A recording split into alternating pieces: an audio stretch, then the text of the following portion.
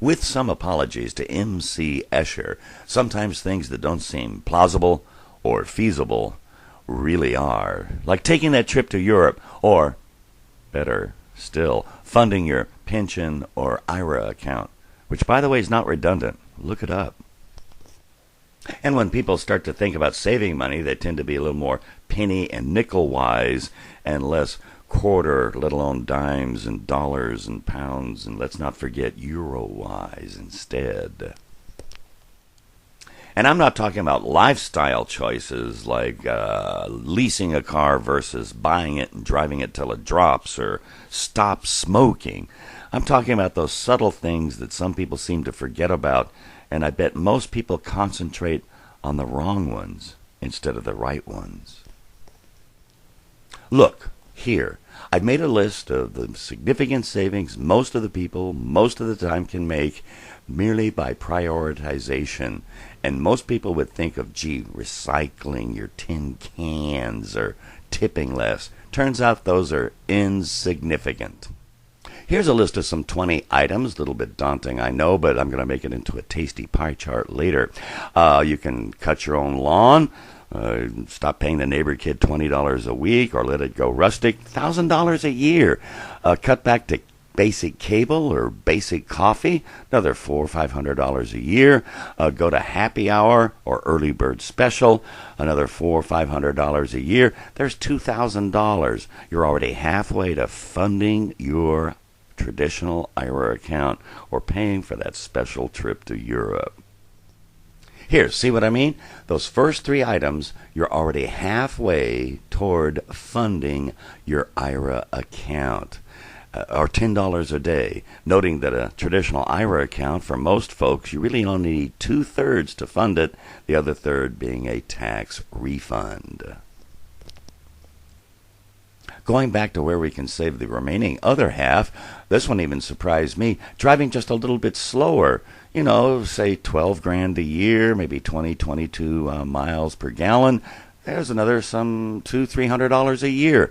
I know you've probably changed your fluorescent bulbs. If not, look at what you save. You can save on purchases of gas station cigarettes or coffee, likewise, another $200. You know what? You can raise your deductions on your insurance.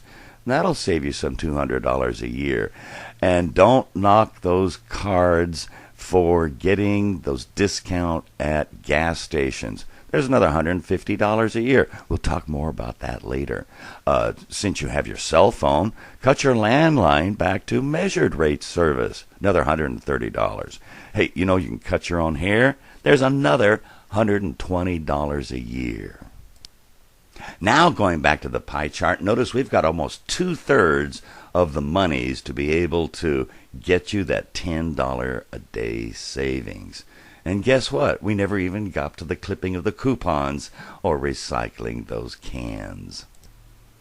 Well, noting that you always use debit cards for cash and credit cards for purchases, both here and abroad, get one of those discount ATM debit cards with a brokerage firm. You won't pay an ATM fee anywhere. That's another $100 a year. You get 2% and plus a 3% no foreign transaction fee. Capital One, Bank of America, some of them do charge, another $100 a year. Yes, now we start clipping those coupons, get the senior discounts. Fixing a leak, penny an hour. What's that amount to? $88 a year. You can get those 10-20 cent savings with grocery stores on gas, $70 a year. Cut back on your tipping. See what I mean? Only $50. 2% on groceries, $50. Getting the power strip savings, the computer, $44. Look what? Recycling your cans came in dead last at only $36 a year.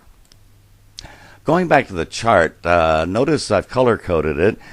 Some's good for the ecology, some are just because you're cheaper, and some of them are just financial. We'll look at those in just a moment. I did not include washing the car as being ecological, because maybe they do recycle and maybe you don't. The blue ones on the chart are financial methods to save money. Let's look at these.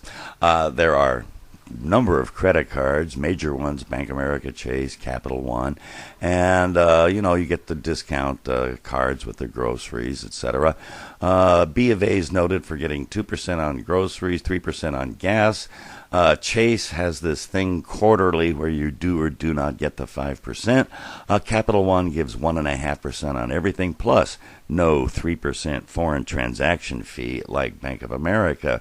So I've worked out a little table here of when to cash in and utilize the best advantageous usage for each of the quarters for each of the credit cards. So let's say now you're saving that $3,600 a year, $10 a day, and because the next third will be paid for by the government when doing your taxes in a typical high-tax state, that will allow you to fully fund your traditional IRA, or put it towards your pension, or go to Europe. Spend it.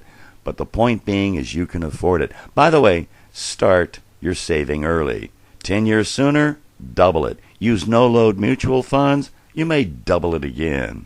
Pretty good stuff with Dr. C.